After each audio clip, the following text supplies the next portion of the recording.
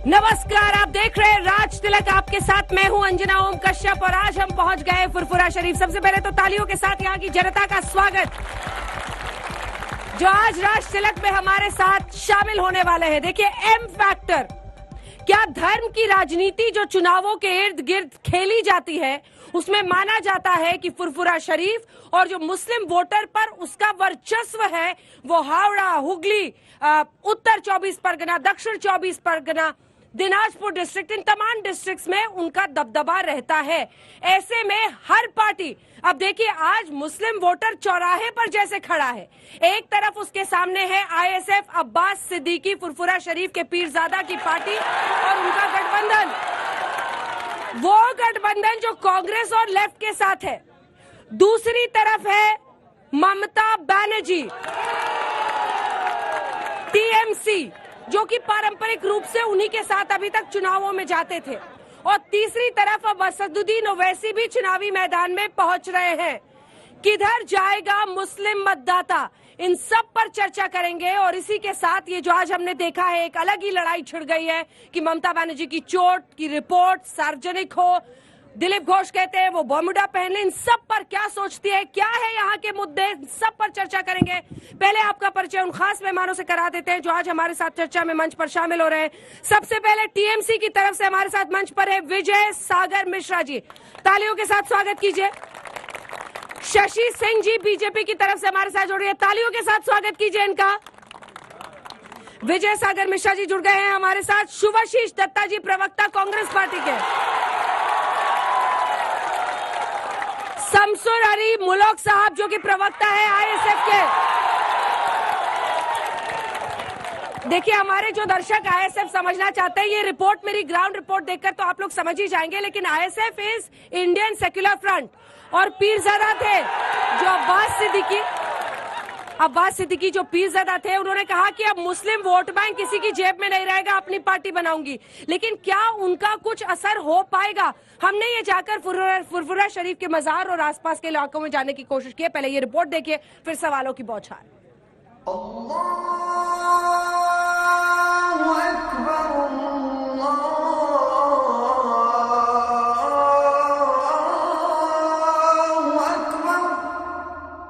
ये बंगाल का संग्राम है और इस संग्राम में आज हम पहुंच गए हैं फुरफुरा शरीफ। जिस मुस्लिम मतदाता की इस बार बहुत चर्चा हो रही है चुनाव में, उसी में आज हम आपको बताएंगे फुरफुरा शरीफ से कि वो मुस्लिम मतदाता क्या सोचता है। ये कहा जाता है कि पश्चिम बंगाल में लगभग 27 से 30% मुस्लिम मतदाता है। किस तरफ वो जाएगा, इस पर तमाम राजनीतिक पार्टियों की नजर रहती है। एक तरफ जिन जिलों में असर माना जाता है फुरफुरा शरीफ का, आपको बता दें लगभग 30% ये जो मुस्लिम मतदाता के होने की बात होती है, चाहे वो हावड़ा हो, दिनाजपुर हो, उत्तर 24 परगना हो, दक्षिण 24 परगना हो, हुगली डिस्ट्रिक्ट हो, इन जिलों में माना जाता है कि एक दबदबा जरूर रहता है। लगभग 90 ऐसी सीटें हैं जिस पर यहाँ की राय निर्णायक साबित हो सकती है। किन किन पार्टियों में लड़ाई छिड़ी हुई है, तो एक तरफ कांग्रेस पार्टी, लेफ्ट और अब्बास सिद्दीकी जो यहीं के पीरजादा हैं इसी फुरफुरा शरीफ के। दूसरी तरफ अगर आप देखें तो टीएमसी, ममता बनर्जी के लिए क्या है, और फिर वो तीसरे खिलाड़ी जिन्होंने बिहार में काफी कुछ किया था, जहां असदुद्दीन ओवैसी जो चुनावी मैदान में यहाँ पर भी पहुंच चुके हैं। तो आज जानते हैं, जिसको हर कोई अपना कहता है, दावा करता है कि ये उनकी तरफ है, वो वोटर, वो मुस्लिम मतदाता दरअसल क्या सोच रहा है, क्या खुलकर अपनी राय जाहिर करने को तैयार है। चलते हैं।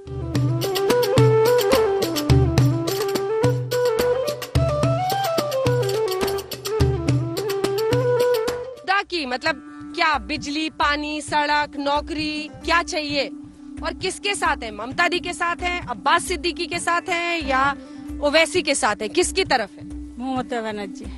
अच्छा, আমরা মমতা দিদিকে চাই। মমতা দিদি অনেক সুবিধা সুযোগ দিচ্ছে, সব দিক থেকে আমাদের সুবিধা হচ্ছে।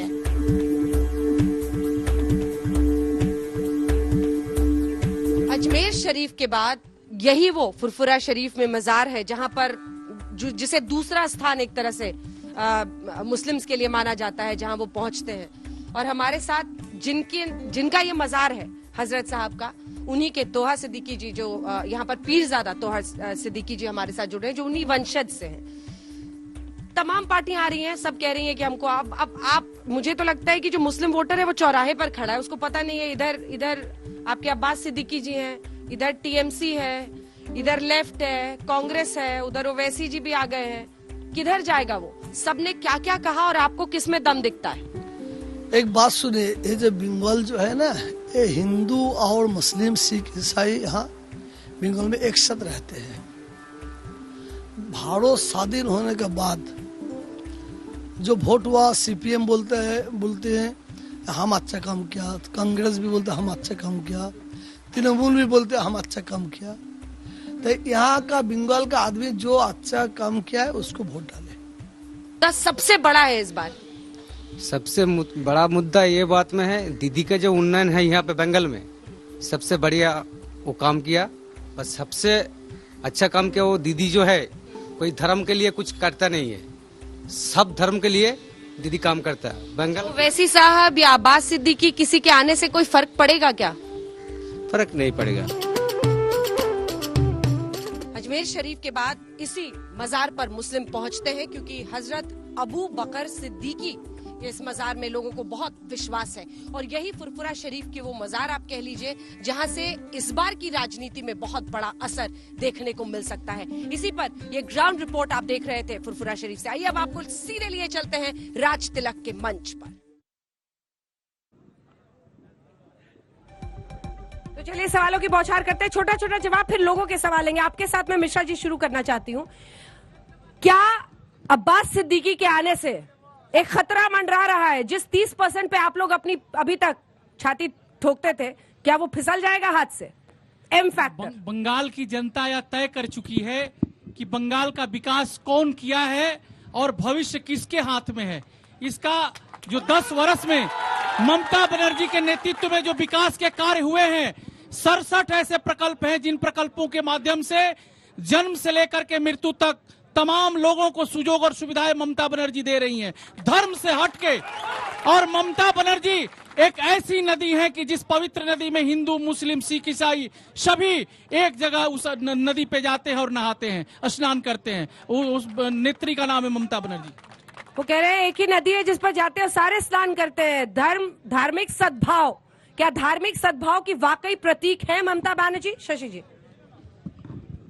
जैसा कि हम लोग जानते हैं कि उन्होंने शुरू से ही तुष्टीकरण की राजनीति की है, और जिसको लेकर के उन्होंने तुष्टीकरण की राजनीति की है उनके लिए भी कोई सुविधा मुहैया नहीं कराया है। पश्चिम बंगाल में आज नौकरी नहीं है, पश्चिम बंगाल में आज स्वास्थ्य व्यवस्था ठप पड़ा हुआ है, पश्चिम बंगाल में आज यहाँ पे महिलाओं के संग जो दुर्व्यवहार, दुर्नीति हो रही है, आज हमारे कार्यकर्ताओं को जान से मरना पड़ रहा है। आज का मैं घटना बताऊं, आज भी हमारे एक कार्यकर्ता को मारा गया है।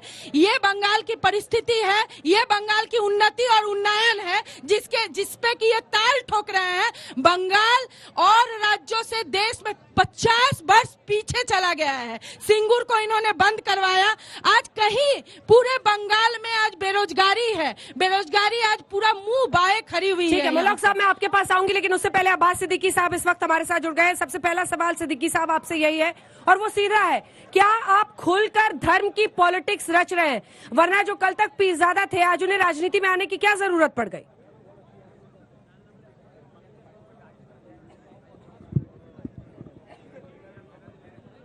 देखिए मैडम, मेरा मानना है पॉलिटिक्स किसी धर्म को लेके नहीं होता।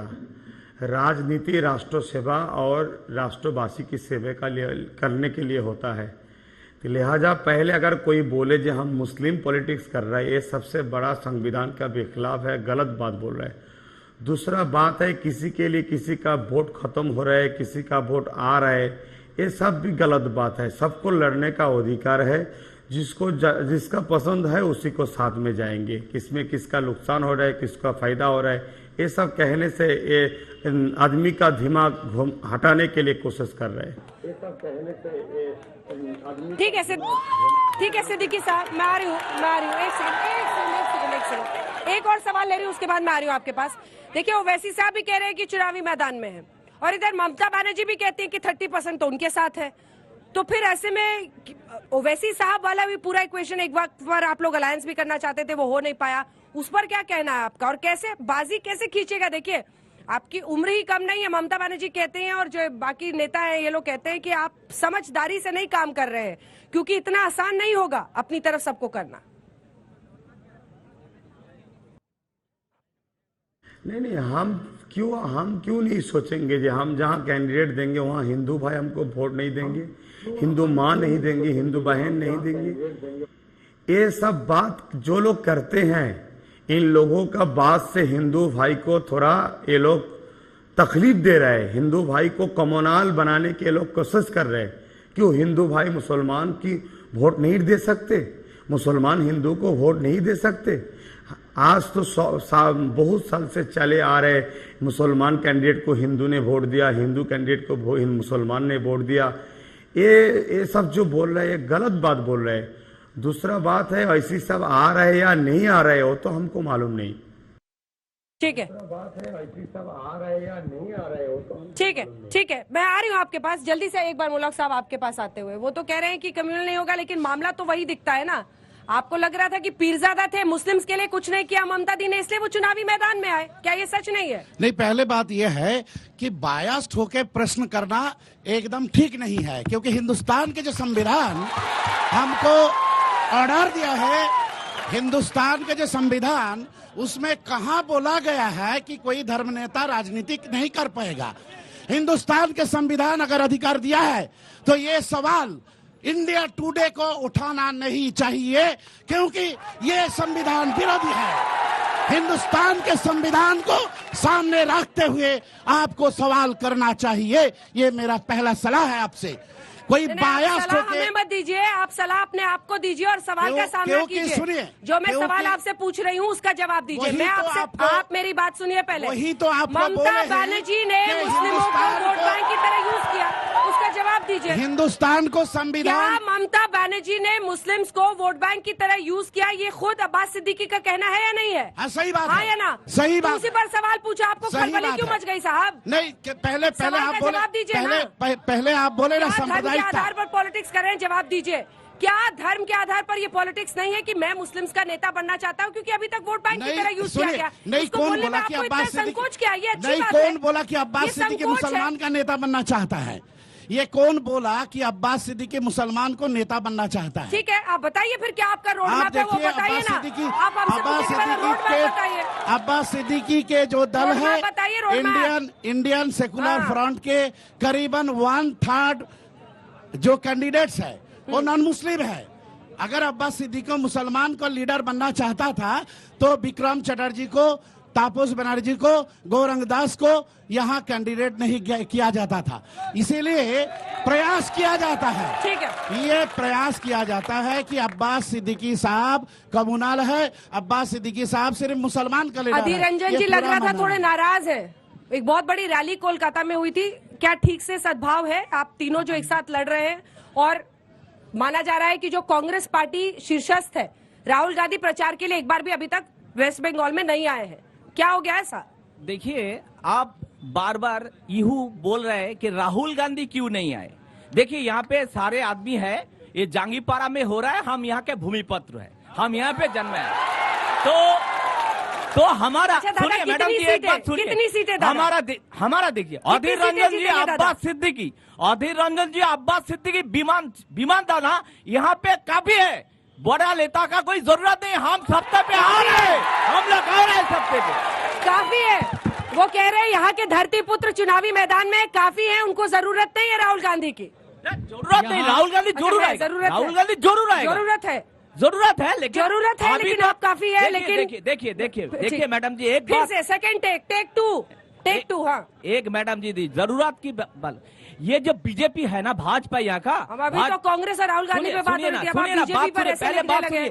इसका खुद का बलबूते पे खड़ा होने का पार्टी नहीं है, इसलिए उसको दिल्ली से लीडर को आना भाई, इसलिए नहीं है। आप जवाब दीजिए।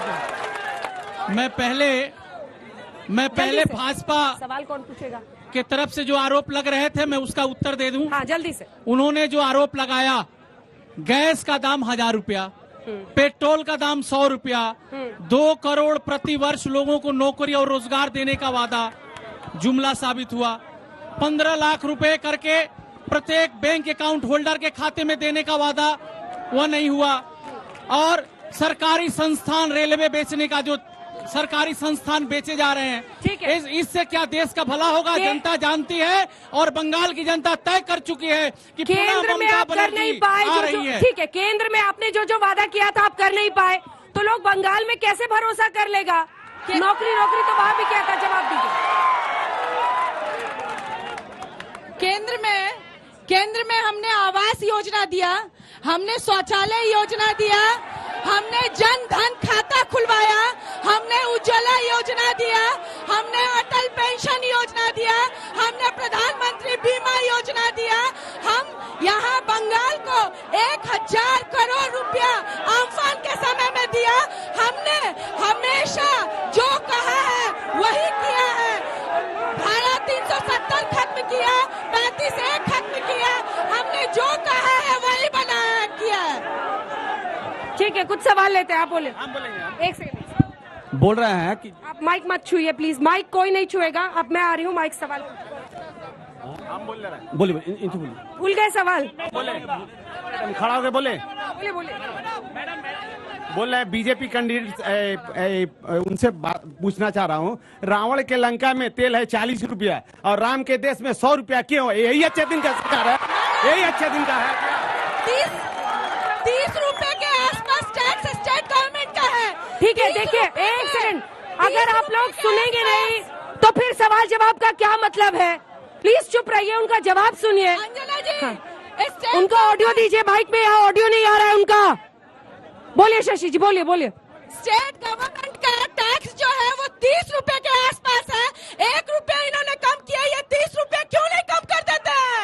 इनको बोलिए कि ये स्टेट गवर्नमेंट का जो टैक्स है, अगर ये इतने रहनुमा बनते हैं लोगों का। मैं भारतीय जनता पार्टी को मैं ये सवाल पूछना चाहता हूँ, क्योंकि मैं देश की नागरिक हूँ और ये सवाल पूछना है मेरा, जब कोरोना आया था देश में, जब कोरोना का खतरा बढ़ा था, तब जितना श्रमिक है, गोल्ड का काम करते हैं, दर्जी का काम करते हैं, कपड़े का व्यापारी है, महाराष्ट्र में, दिल्ली में, कौन लेके आया था? भारतीय जनता पार्टी। तब क्यों नहीं आया? तब अदित चौधरी लाया था। हाथरस में जो रेप कांड हुआ था, हाथरस में लड़कियों को कैसे बंगाल में सुरक्षित करेंगे बीजेपी? यहाँ महिलाओं को कैसे सुरक्षित करेंगे? जवाब दीजिए। आप उनकी माइक ले लीजिए प्लीज, ऑडियो यहाँ पर उनकी माइक में नहीं आ रहा, ठीक कीजिए। बोलिए, जल्दी बोलिए। यहाँ पे वर्धमान में जो हुआ, पार्क सर्कस में जो हुआ, यहाँ नदी, आप लोग जवाब सुनेंगे नहीं फिर क्या फायदा है? यहाँ पे आए दिन महिलाओं के संग अत्याचार होता है, धर्षण होता है, नारी निर्यातन होता है, एसिड अटैक होता है और उनको मार के फेंक दिया जाता है। और ये मैडम, मेरा सवाल मिश्रा जी से है। जहांगीरपुरा में जो इलेक्शन हो रहा है, पिछले 10 साल से उन्होंने क्या किया? एक तो सुपर स्पेशलिस्ट हॉस्पिटल नहीं बनाया और फुरपुरा डेवलपमेंट अथॉरिटी का जो लाखों करोड़ों रुपया आया है उसमें क्या काम किया? 2-4 लाइट, 2-4 टॉयलेट और एक वजूखाना बना दिया और डेवलपमेंट हो गया। इसके यहाँ पे शिक्षा चाहिए, स्वास्थ्य चाहिए, कपड़ा चाहिए, रोजी रोटी चाहिए, क्या? जवाब दीजिए मिश्रा साहब। हमारी सरकार जो है काम कर रही है, हमारी सरकार काम कर रही है और फुरफुरा शरीफ के लिए कि हॉस्पिटल बना दिया, एक हॉस्पिटल जो है, मैं आपको एक बात बता रहा हूँ, हम लोगों के श्रीरामपुर महकमे में वाल्स हॉस्पिटल तो जंगीपुरा में पूछ रहे हैं, यहाँ पर कहाँ है हॉस्पिटल? यहाँ भी जो है सरकार काम कर रही है, यहाँ भी सरकार काम कर रही है। हॉस्पिटल कहाँ है? हॉस्पिटल का भी जंगीपुरा में हॉस्पिटल कहाँ है बताइए? यहाँ भी सरकार जो है काम कर रही है। एक सेकंड, आप ही लोगों का सवाल पूछ रही हूँ। काम कर रही है। जंगीपुरा में हॉस्पिटल कहाँ है? यहाँ जो है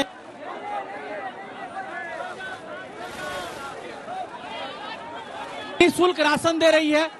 चले ठीक है, निःशुल्क राशन दे रही है हमारी सरकार। 5 लाख रुपए की स्वास्थ्य बीमा करा रही है। हमारी सरकार जो है जिस पर आप करते हर तरह की पेंशन। हमारा मंच पहुंचेगा सीधा हावड़ा और हावड़ा में जनता दागेगी। ऐसे ही सवाल और नेताओं को देना होगा जवाब। आप सभी का बहुत बहुत धन्यवाद। तालियों के साथ शो का अंत कीजिए। बहुत धन्यवाद। देश दुनिया की बाकी खबरों के लिए आप देखते रहिए आज तक।